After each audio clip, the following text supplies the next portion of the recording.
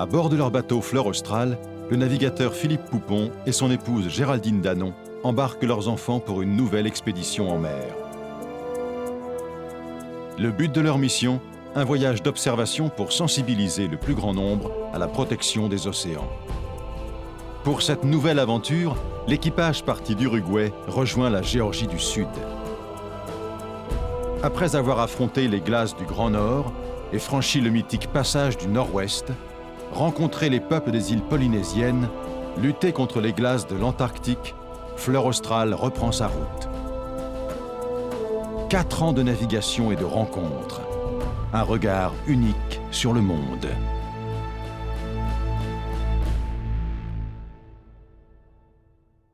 Voilà 3 mois que Fleur Australe est en cale sèche à Piriápolis, en Uruguay. Après quelques travaux de peinture et de carénage, elle va enfin retrouver les eaux du port. Philou, Marion et Laura montent à bord, impatients de repartir en mer. Les filles retrouvent leur marque comme si elles avaient quitté la fleur la veille. Elle veut tout faire tout de suite, c'est normal. C'est normal. Ernesto, notre nouvel équipier, nous aide à charger les vivres qui nous permettront de tenir plus de 2 mois en autonomie pour notre expédition en Géorgie du Sud jusqu'à Ushuaia. Déjà, Stéphanie s'occupe de l'école. Pas question de rater la classe, même un jour de départ. Le plein de provisions est fait, la pharmacie est checkée et on est, pour ainsi dire, prêt à partir vers de nouvelles aventures. On largue l'avant.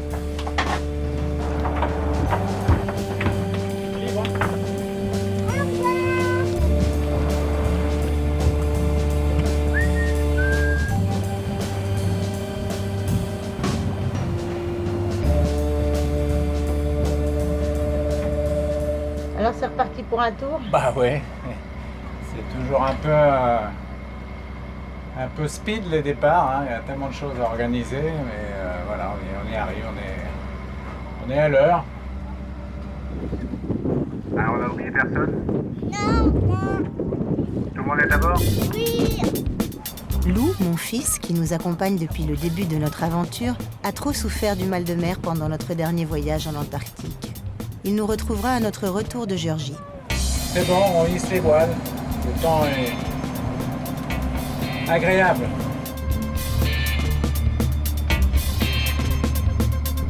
J'aime ce moment où l'on s'éloigne de la terre. On se sent happé par le souffle de l'aventure. Un frisson qui vient réveiller nos corps engourdis par la civilisation.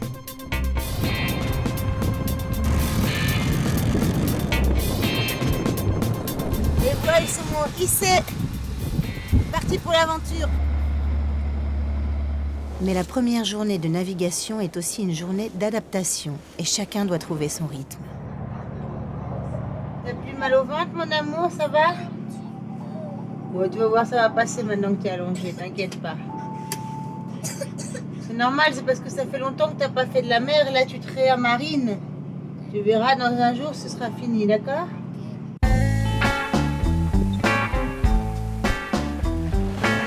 Les conditions sont clémentes. Mer calme, vent portant, nous descendons plein sud le long des côtes argentines. Chacun s'installe dans sa routine et Laura met un point d'honneur à prendre part aux corvées. De son côté, Philou n'oublie pas notre mission scientifique. Il doit tester un nouveau dispositif pour l'Ifremer. Ça les intéresse de voir quelle est la pollution qui pourrait exister, qui peut exister dans les océans. On va mettre une caméra qui va être tractée derrière le bateau, voir si on voit entre 2 eaux des petites particules de plastique.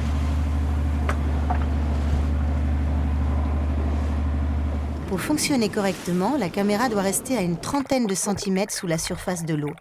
Mais le dispositif n'a été testé qu'en rade de Toulon et la mer, même peu formée, semble contrarier la manœuvre. Pour l'instant, ça va pas. C'est le premier jour qu'on teste, on s'aperçoit que d'abord que le bateau bouge un petit peu, donc la caméra n'est pas si stable que ça. Mais notre capitaine n'est pas du genre à se laisser décourager si vite. Après quelques réglages, il reprend donc les tests. Et les résultats semblent plus convaincants. Des dauphins viennent troubler les expériences de Philou. Mais l'occasion est trop belle. Nous en profitons pour prendre quelques images. Les dauphins sont depuis des siècles l'ami de l'homme. Ils viennent se frotter à l'étrave des bateaux en faisant des cabrioles et des sauts. Oui, je le vois! Ils se prêtent sans problème à ce shooting improvisé pour le plus grand bonheur de Laura et Marion. Elles ont eu de nombreuses occasions de rencontrer des dauphins ces dernières années. Pourtant, l'émotion et l'émerveillement sont intacts à chaque rencontre.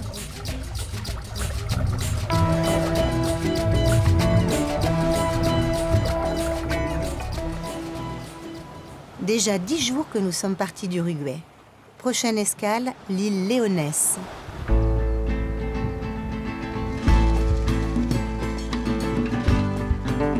Nous décidons de mettre pied à terre au Cap des Baies, une pointe rocheuse aux teintes rouge-pourpre. En face, l'île Leonès, réserve nationale depuis 2009. Elle abrite éléphants de mer, lions de mer, sternes et manchots de Magellan. Interdiction formelle de débarquer dans la réserve. Autour de nous, les lions de mer forment un balai et se dressent hors de l'eau comme pour mieux nous saluer. Ils sont curieux, et si nous les craignons à terre, dans l'eau, ils semblent inoffensifs. La bande-son est magnifique, entre le rugissement des éléphants de mer et le cri des sternes.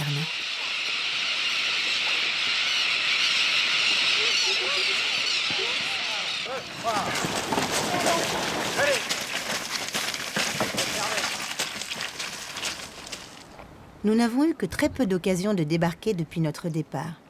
Nous profitons donc pleinement de cette escale sur le continent, qui sera la dernière avant le début de notre traversée.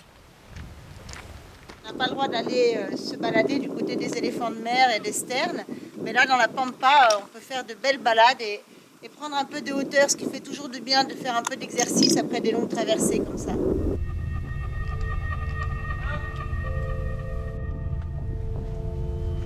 Bien, Marion, on va les visiter le phare. Philou part explorer le vieux phare désaffecté, trônant sur les hauteurs du Cap. Seul vestige de la présence humaine dans les environs, il est le dernier témoin d'une époque où les systèmes de navigation électronique n'existaient pas.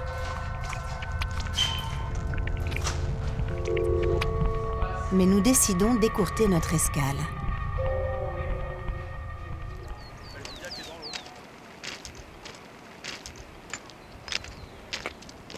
Sympa les balades, hein? Bah, c'était la balade agressée par les mouches et agressée par les cactus. Donc super sympa.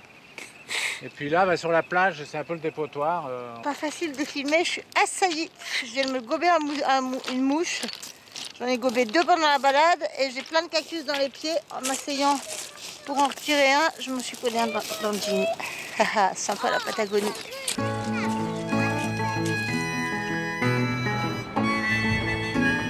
Il est 21h et nous allons quitter le dernier mouillage argentin pour filer vers les Falklands, même si les Argentins nous diront que las Islas Malvinas sont argentines, hein, les Malouines. En l'occurrence, les Anglais, eux, les revendiquent anglaises. Donc là, c'est avec une certaine émotion que nous quittons la Patagonie, dans un très très beau décor. On prépare les coups de bras voile, on choque un peu.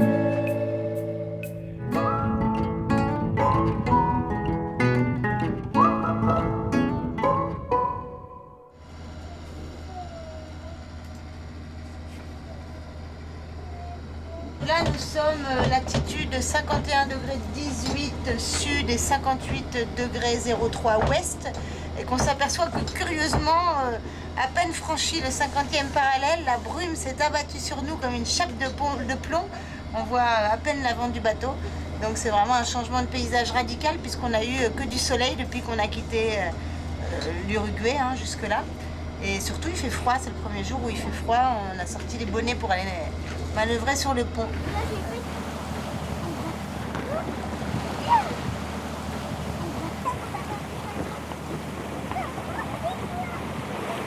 Quelqu'un peut chercher au théâtre, elle entend parler par hasard.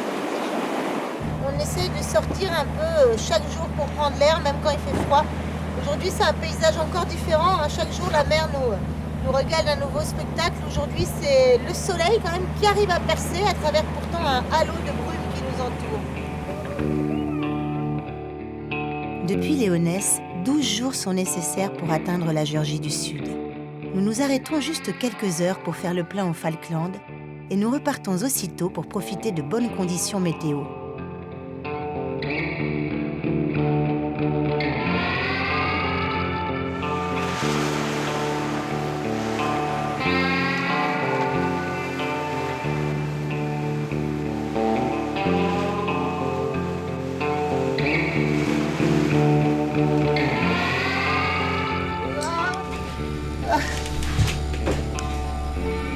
Alors, on fait route vers la Géorgie du Sud. Il n'y a pas énormément de vent, 15 nœuds, mais il y a une mer très formée. Curieusement. Très désordonnée, très formée, avec une houle profonde. Donc ça roule et ça tend beaucoup à bord de fleurs australes. Le petit estomac commence à sentir quelques inquiétudes. Ouh, mon petit estomac. Ça va aller.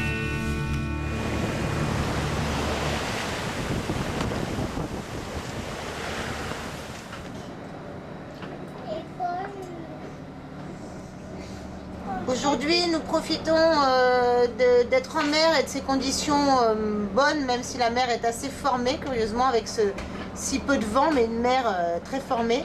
Et on profite de cet après-midi pour faire atelier couture et tricot à bord de Fleur Australe. Alors Tabarly disait toi que tu étais très bon parce que tu savais tout faire, y compris la couture. Ah oui, c'est vrai, j'ai fait beaucoup d'heures de couture à bord de Penwick 6, à réparer les voiles. C'est pas, comment dirais-je, si difficile que ça. Par contre, quand on coud des voiles, on se retrouve avec une masse énorme de tissu à enfiler dans les machines. On ne sait plus où est le début de la fin. Donc c'est plus le maniement de la voile dans les machines qui est délicat quand on répare des spies surtout. Voilà, bon là je m'amuse à faire des petits sacs pour mes petites filles.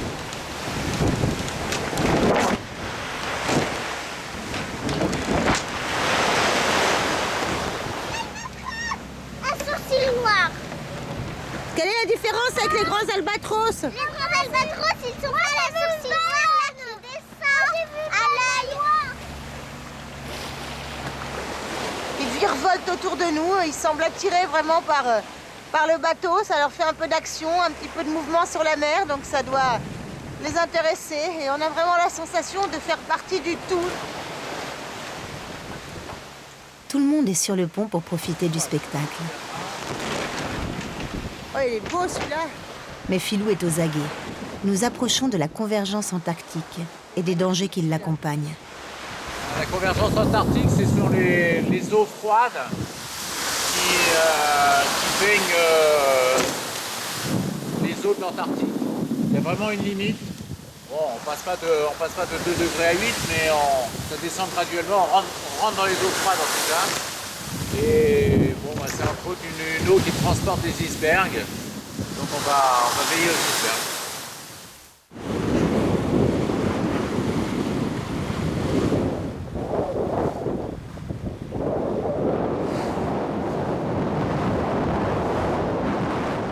Il est 3 h du matin et on arrive sur la Géorgie du Sud. Très beau. On voit qu'il y a encore de la neige sur les sommets. Il y a un iceberg droit devant nous et puis juste là les Welcome Island pour nous souhaiter la bienvenue.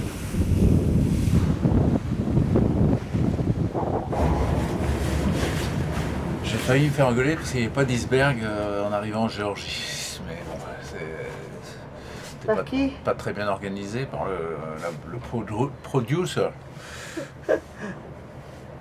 Ça va, je suis sauvé, il y en a un. Ça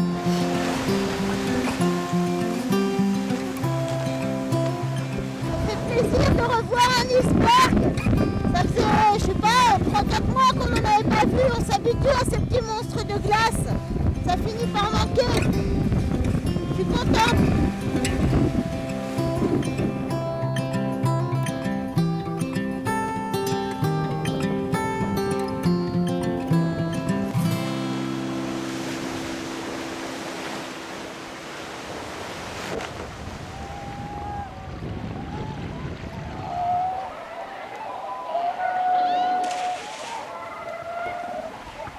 Alors nous sommes dans une baie où on peut trouver les vestiges d'une ancienne station baleinière à Husvik.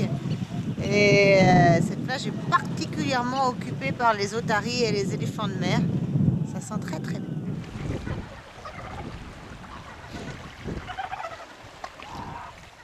On a les petits qui viennent de naître, hein. Je pense qu'il y a encore des naissances en ce moment. Et ben voilà, le mâle costaud, là on voit qu'il y a vraiment des mâles très imposants qui défendent ce petit harem. Les femelles se font téter par les jeunes, donc ça va durer quelques semaines. Et ensuite les mamans vont repartir en mer, laisser les jeunes et revenir les allaiter.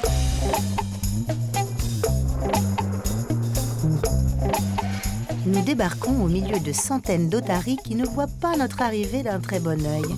Elles sont ici chez elles et nous font comprendre que nous ne sommes que tolérés.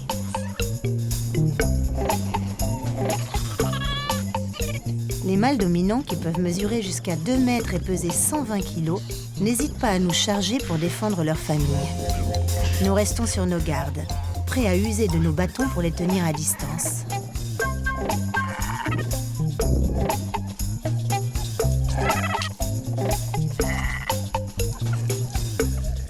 Ils ont déjà des gènes, dès la naissance, on sent qu'ils aiment bien attaquer, se défendre et tout.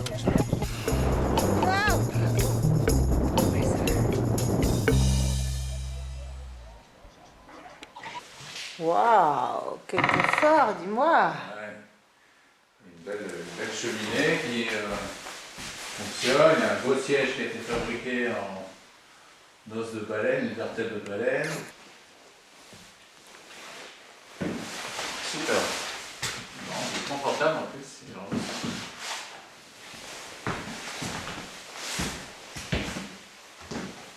Je crois que c'était la maison du chef de la base et qui a été restaurée et entretenue depuis de nombreuses années, entre autres qui a servi à British Antarctic Survey, les scientifiques, comme endroit pour explorer et faire des recensements d'animaux et tout. Et la base depuis, le building est gardé en état, donc c'est un bel endroit qui est confortable.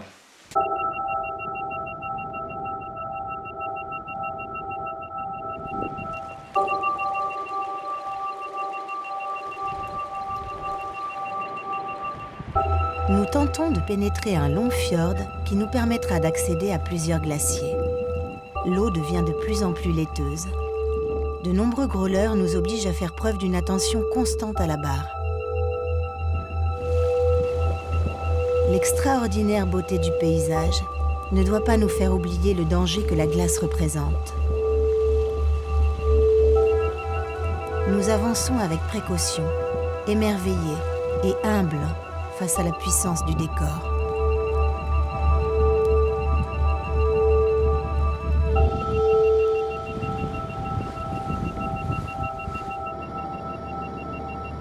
Là, on rentre vraiment dans le cœur de la Géorgie. On a les glaciers qui descendent dans cette baie, la Cumberland Bay. Et c'est très beau.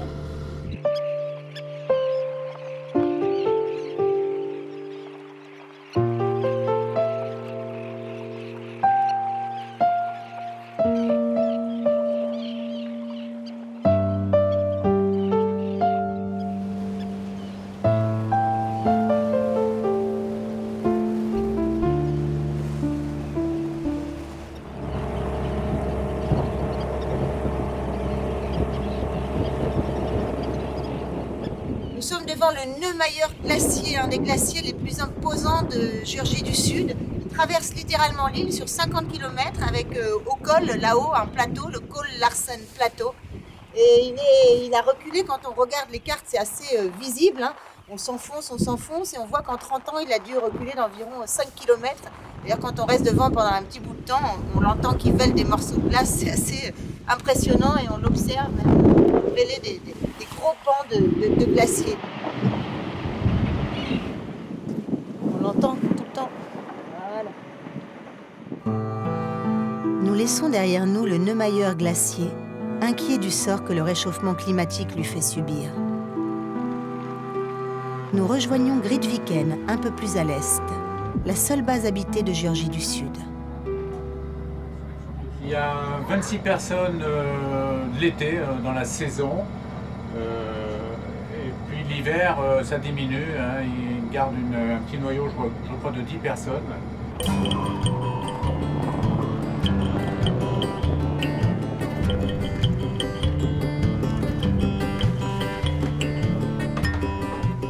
Nous allons passer quelques jours à Grytviken. Cette ancienne station baleinière fermée dans les années 50 sert aujourd'hui de base scientifique. Isolée du reste du monde, elle n'est ravitaillée qu'une fois toutes les 6 semaines.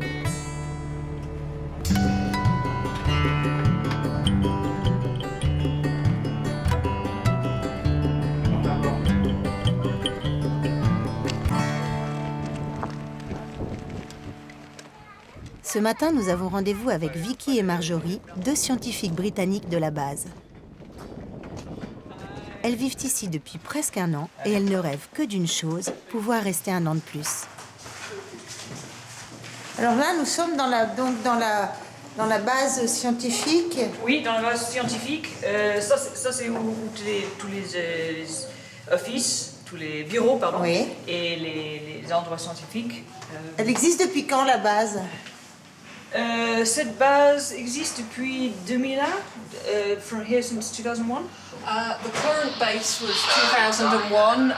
We have 8 members of staff here. We have 2 boating officers, we have 2 scientists, we have an electrician, a generator mechanic, a doctor and a base commander. Yay! And we also have 2 government officers on station as well. So there's always a minimum of 10 people on here, which is through the winter, there'll just be the 10 of us. In summer we get a lot of visiting scientists in, we've got builders in doing renovations and things, so we can get up to maybe 30 or 40 people in the summer. We're here mainly to support the fishery. Yes. We work under an organisation called CAMLA, the Conservation of Antarctic Marine Living Resources, and they will set the quotas. We send all our scientific data to them. Then they come back to South Georgia Government, and South Georgia Government usually drop the quota by just a little bit more, for a precautionary thing, to make sure that it is going to be sustainable. Yeah. Would you like to see a very big fish? Yes. Papa? Oh. Not going to be scared. Big fish. This is our standard toothfish. C'est un toothfish, celui-là? Wow. So it's mainly sold in the US and in the Far East. It's marketed as Chilean sea bass. A Chilean sea bass. Yeah, which it's not a bass and it's not from Chile, but it sells well under that name, so somebody came up with that. But once upon a time, this would go in fish fingers, fish sticks. It was just cheap meat. But then they realised how good it was, and they also fished out a lot of other species. So this is now, I think it's about $25 a kilo. So they can get market price for that. La situation peut paraître paradoxale. Cette base scientifique dédiée à l'étude et à la protection des espèces animales a été construite sur un ancien port baleinier. À partir de la création de la station en 1904, plus de 300 hommes travaillaient ici à chasser les baleines pour extraire l'huile de leur graisse. Chaque année, des milliers de baleines furent exterminées, et cela continua jusqu'à la fin des années 50.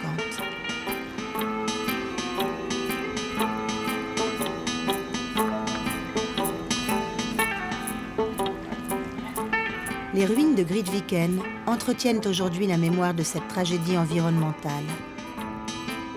Mais c'est aussi un lieu de pèlerinage pour toute personne qui, comme nous, est allée en Antarctique. C'est ici qu'est enterré Sir Ernest Shackleton. Ernest Shackleton, c'est l'un des héros de la conquête de l'Antarctique, du pôle Sud. Puis il a surtout sauvé tous ces hommes d'un naufrage dans la mer de Weddell. Le bateau a été entièrement pris et brisé par les glaces lors d'une expédition en mer de Weddell. Et il a réussi à sauver tous ces hommes, d'abord en les transportant sur la banquise, ensuite dans des canots, jusqu'à l'île de l'Éléphant. Et ensuite, sachant qu'il y avait du secours ici, il a décidé de rallier l'île Éléphant jusqu'à la Géorgie du Sud. Et il a encore traversé La Géorgie du Sud, par les glaciers, par les montagnes, ça a vraiment été quelque chose d'extraordinaire qui reste dans les mémoires de tous ceux qui viennent ici en Antarctique et principalement en Géorgie du Sud. Ernest Shackleton mourut 7 ans après son odyssée de l'endurance, ici, en Géorgie, alors qu'il préparait une nouvelle expédition. Satanas! Satanas!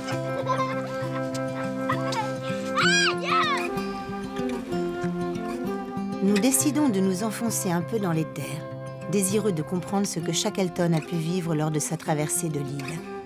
Ne serait-ce qu'un instant, toucher du bout des doigts ce qu'il a pu ressentir.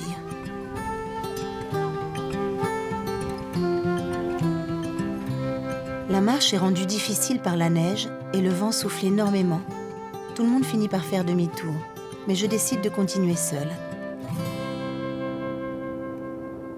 Quand on marche comme ça, là, bien, on se rend compte que ce que Shackleton, au bout de 17 jours, quand il a fait 17 jours de mer de l'île Éléphant jusqu'à la côte au vent de la Géorgie, ce qu'il a dû subir à marcher encore pendant plus de 36 heures pour aller chercher des secours à une station baleinière.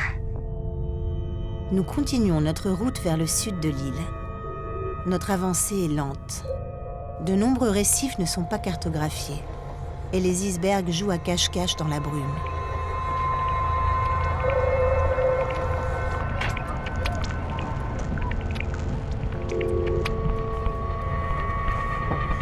On est à Cobbler's Cove, vraiment une toute petite baie, hein. Il n'y a pas la place pour beaucoup de monde.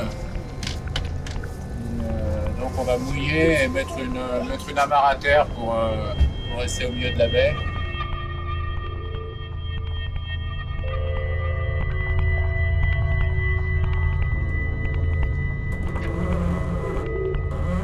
Malgré ces précautions, nous sommes obligés de maintenir une surveillance constante. Les vents du large s'engouffrent dans les cols et accélèrent en descendant dans les mouillages, chassant le bateau vers les récifs.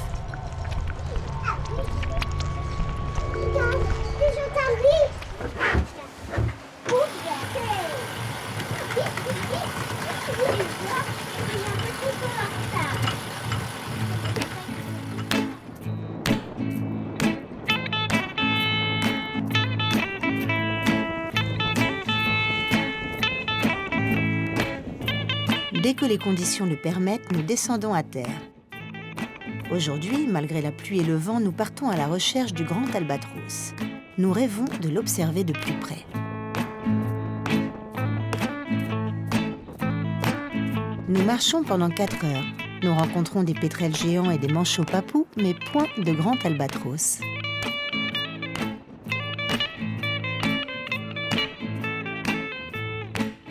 Nous sommes à côté d'une colonie de manchots papous. Alors on va faire tout doucement pour ne pas les déranger. Et on peut s'apercevoir que sous eux, eh bien, ils nichent, ils ont leurs petits poussins qui sont encore couvés par eux. Là par exemple, sur celui-ci, il y en a 2. C'est vraiment très joli à observer.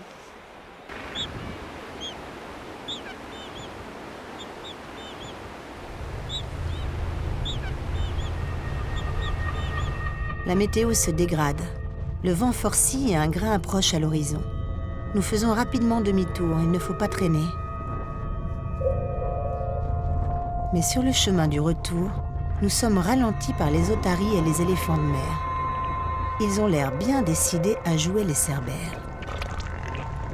Papa, t'as vu, mais là, le gros, tout à l'heure, il était méchant. Il faut faire attention, oui, il faut pas. C'est aussi un éléphant quand même. C'est tous dangereux. Hein.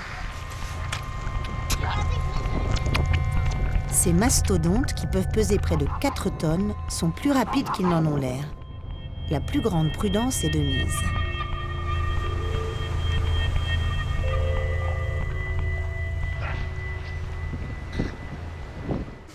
Retour de balade un peu humide, ventée, froide pour la plus petite surtout.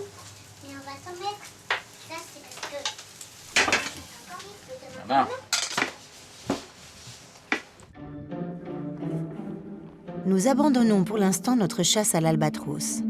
Nous partons toujours plus au sud en espérant trouver des conditions plus clémentes. Prochaine escale, Saint-Andrews et sa colonie de manchots.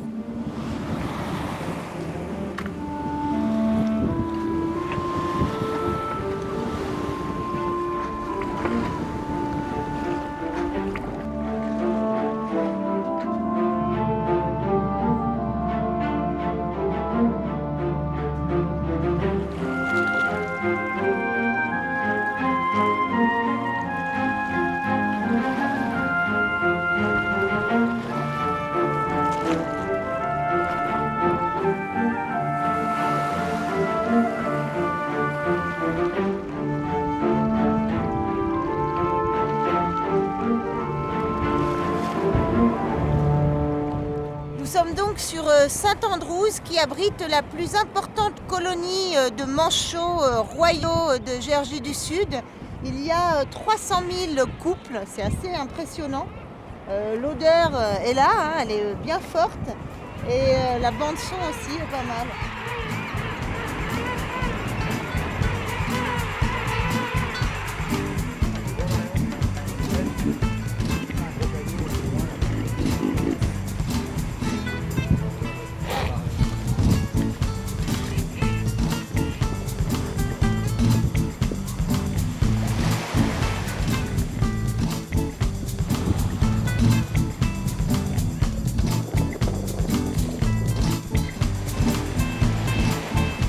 Manchots, éléphants de mer et rennes se partagent cette partie de la plage. Mais de l'autre côté de cette butte, c'est une autre histoire.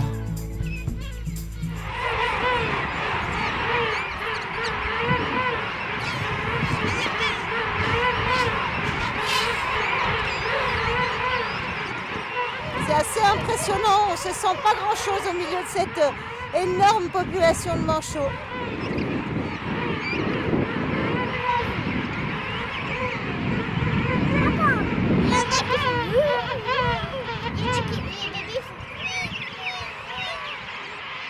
Même si ces cris semblent chaotiques, ils sont le seul moyen pour une mère et son petit de se retrouver. Chaque manchot a un cri unique. C'est en quelque sorte l'équivalent de nos empreintes digitales.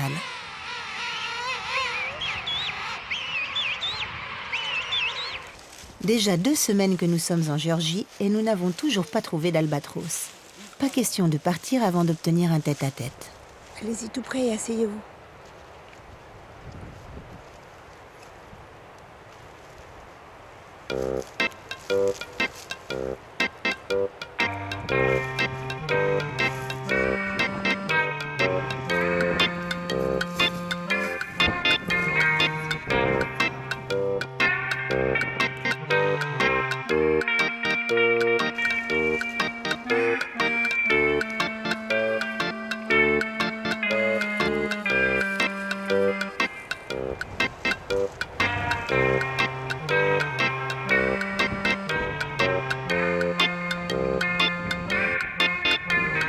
On va le laisser tranquille, je crois qu'il nous a déjà fait un beau cadeau. On va le laisser tranquille.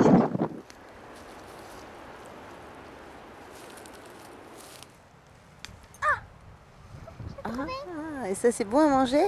Oui, un petit peu sucré. C'est bon, merci Laura. Notre périple en Géorgie touche à sa fin. Mais avant de repartir, nous nous offrons une escapade le long de la côte au vent. Les autorités y ont interdit tout débarquement afin d'y préserver la vie sauvage. Nous sommes impressionnés par la violence de la mer une fois le cap passé.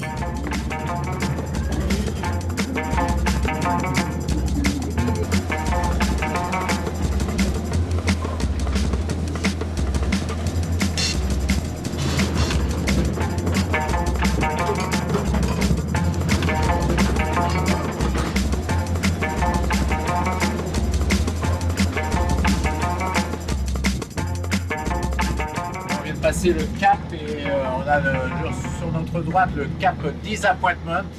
Donc c'est le cap qu'a découvert Cook quand il est arrivé. Il a trouvé que c'était pas très engageant et comme on peut le voir, il a dû avoir ce genre de conditions ventées, neigeuses.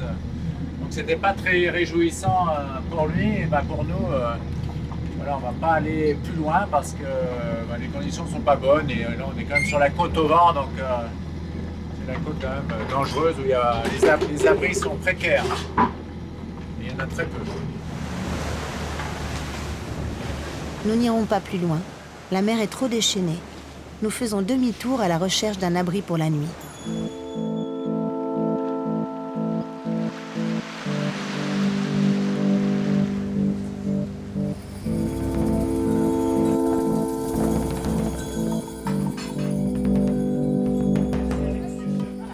Il est temps pour nous de quitter la Géorgie.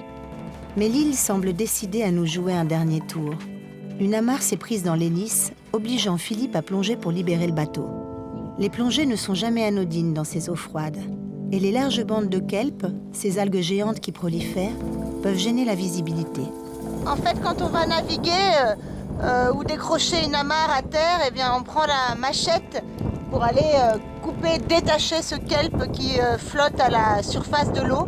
Il faut savoir que le kelp nous indique souvent les hauts fonds, et ça peut être très profond, ça peut aller jusqu'à 50 mètres le kelp, pour donner cet effet comme ça de chevelure remontée des abysses. C'est bon ? Oui. C'est bon.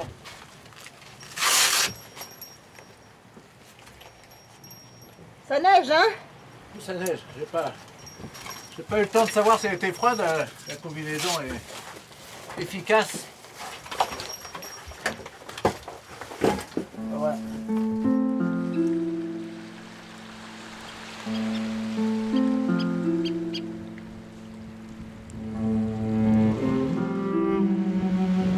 Nous descendons à terre pour faire nos adieux à cette île belle et forte dont nous sommes tombés amoureux. Nous avons été les témoins privilégiés de cette vie sauvage où les vestiges de la présence de l'homme s'effacent peu à peu. Et malgré un dernier baiser glacé, nous avons du mal à partir.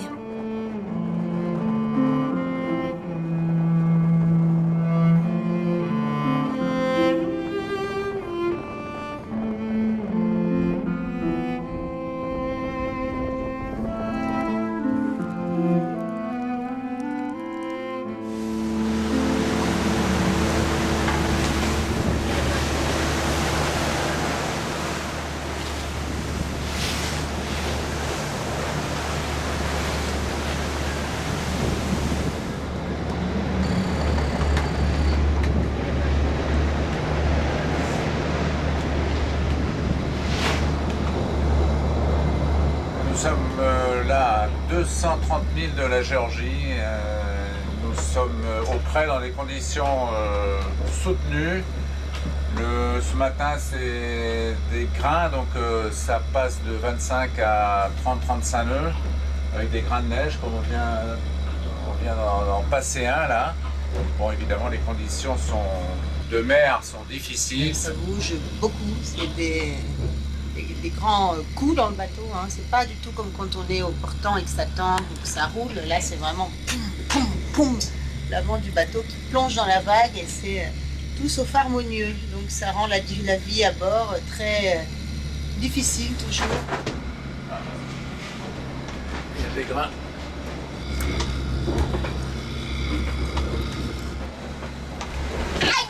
Oh Laura, tu vas te faire mal, fais attention. Mais j'adore faire ça.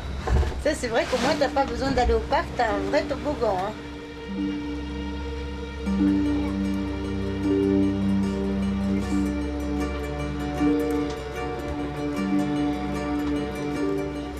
Et on voit la pluie qui arrive sur la mer là. La neige, la grêle. Grêle là. La chandelle. Bon, voilà. Il brûlait, j'adore ça.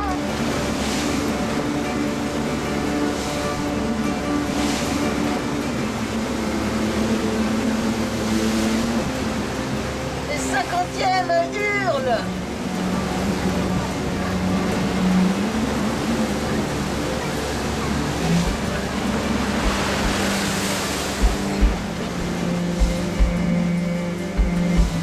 Cette île perdue dans le grand océan Antarctique se mérite. Si la traversée aller nous a épargné de ces tempêtes, le retour est plus dur. 1000 milles contre les vents et les courants pour atteindre Ushuaia. 8 à 10 jours de mer, c'est le prix à payer pour découvrir la plus belle île de l'hémisphère sud.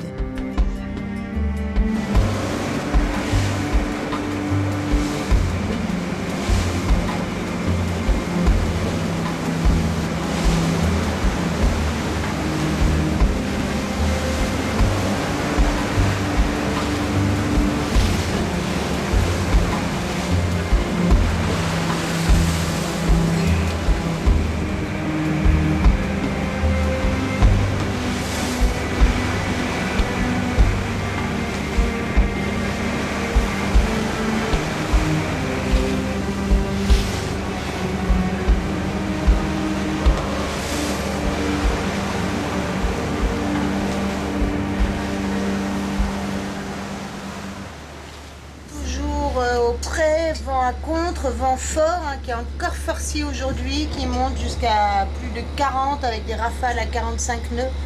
À contre, c'est pas agréable. Et voilà, on prend la mer de face, une mer très formée. Le Fleur Austral joue au sous-marin et nous, eh bien, on endure. On peut dire que c'est un chemin de croix, mais Si, je le dis. c'est le chemin retour de Géorgie. Il est classique, il est au près contre les éléments, donc voilà. Il faut être patient, mais ça va s'améliorer. Le près, c'est un bateau d'abord qui gîte. Donc voilà, le sol n'est plus horizontal, mais bien penché. C'est un bateau qui monte et qui descend les vagues. Donc ça fait deux mouvements qui font que c'est très inconfortable. Du coup, on a des courbatures, des maux de dos. Le corps est perpétuellement en tension pour compenser les mouvements du bateau. Ce qui fait qu'au bout de 3-4 jours, comme c'est le cas là, eh bien, on commence à sentir son corps combattu. C'est malheureusement le prix à payer pour revenir de Géorgie.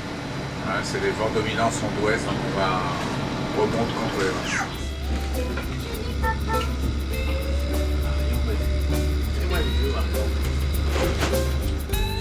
Cette mauvaise mer ne fait pas que des malheureux. Il est impossible de faire classe dans ces conditions et ce n'est pas pour déplaire à Marion et Laura.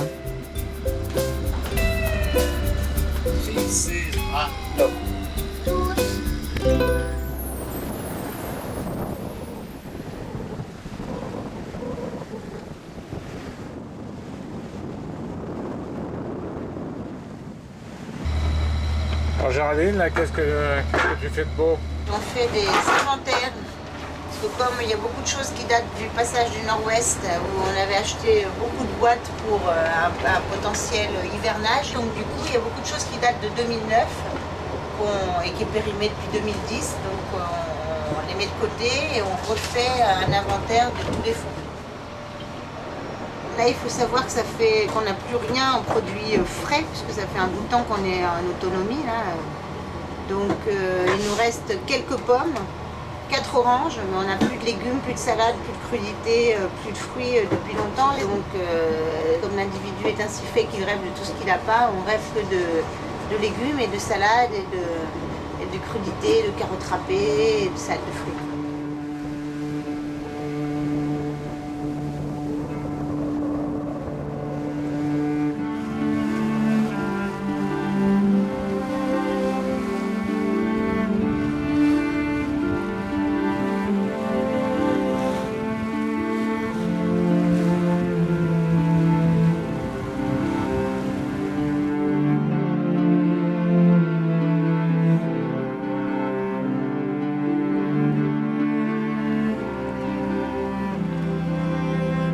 Nous arrivons.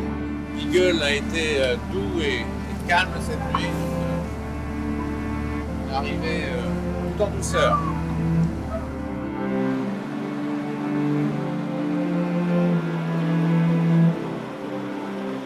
Quel bonheur d'arriver en ville après une traversée comme celle-ci, c'est vraiment sympa.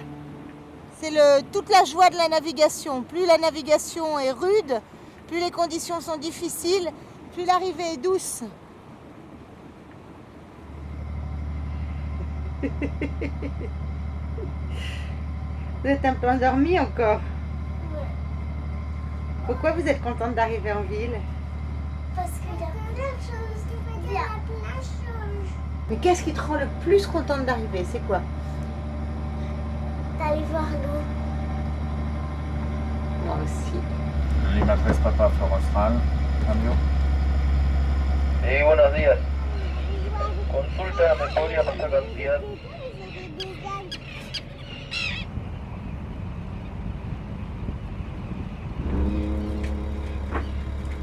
On va se mettre à cause du bateau qui est foncé.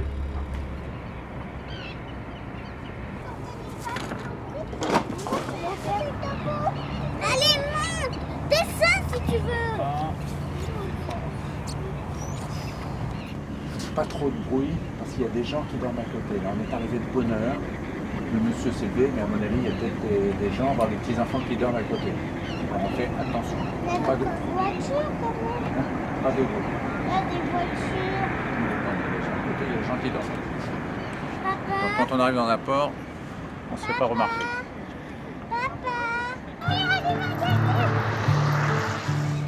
Nous profitons des quelques heures qui nous séparent de l'arrivée de Lou pour visiter Ushuaia.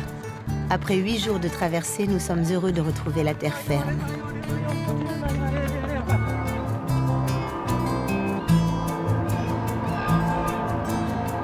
Les fêtes de Noël approchent et les filles qui n'ont pas vu un magasin depuis 2 mois sont excitées comme des puces.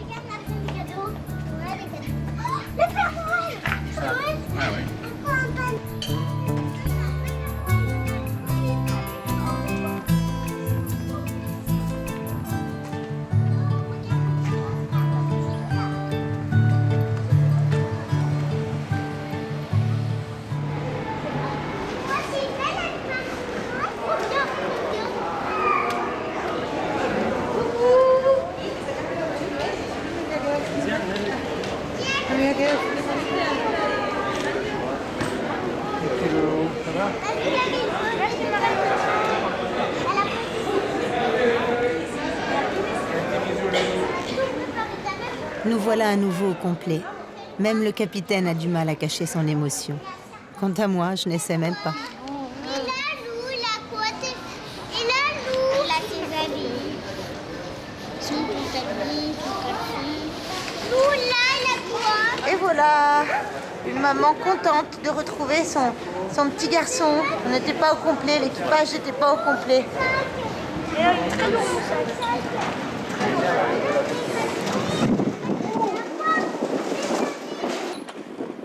Toi tu vas sur le roof là-haut, sinon on a besoin de la place. Qu'est-ce qui se passe? Regarde, mais j'ai besoin de la place, donc va sur le roof si tu veux filmer. Personne, là j'ai besoin de place ici, je veux personne. Je veux personne à Timory, là, je rigole pas. Hein. Allez, on descend. Et dehors, c'est sur le roof, Ok. s'il vous plaît. Voilà, moi je vais mettre mes cheveux. Moi je veux personne, hein, tu es pas un Après, je veux les... Ça y est, Lou va retrouver sa place. Géraldine, s'il te plaît, tu me laisses la place, sinon je peux pas manœuvrer. Alors, tu m'aides parce que sinon ça va pas le faire.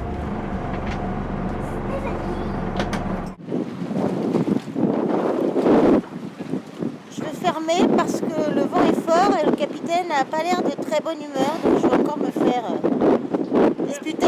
Alors je ferme la caméra, salut, on quitte Ushuaia.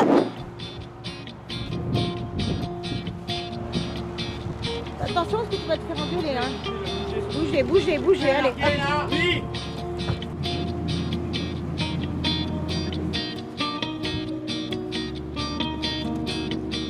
Ça fait longtemps que tu n'as pas fait engueuler.